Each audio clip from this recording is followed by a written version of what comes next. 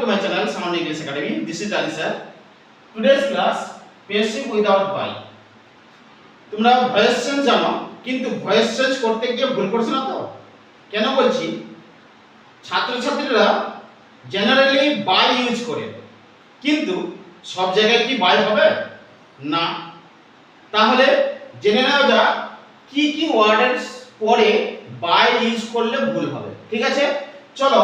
যেমন আমি আজকে I was shocked at his manner, এই যে দেখো I was shocked at, shocked এর পরে অ্যাট হবে। ঠিক আছে, যেমন my eyes are filled with tears, এই যে ফিল্ড এর পরে উইথ হবে। Okay, then he is known to me, এই যে নো এর পরে টু হবে। Okay, like that pleased with, interested in, astonished at, disinterested in, disgusted with, amazed at, prepared for, compared to, invited to, quarrel with, known to, satisfied with, displeased with, dissatisfied with, dependent on, annoyed at, addicted to, knocked at, listened to, preferred to, filled with, shocked at, married to, charmed at।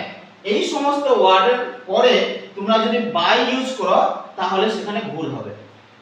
অতএব এই by use করা যাবে না। অতএব এগুলো হচ্ছে passive without by, by use করা যাবে না।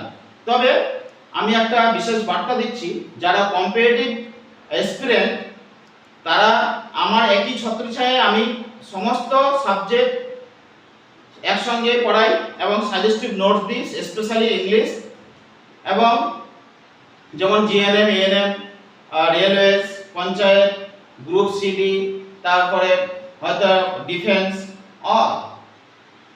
এবং যারা আইসিএসসি সিবিএসসি বোর্ডের ছাত্রছাত্রী তাদেরকেও পড়াই।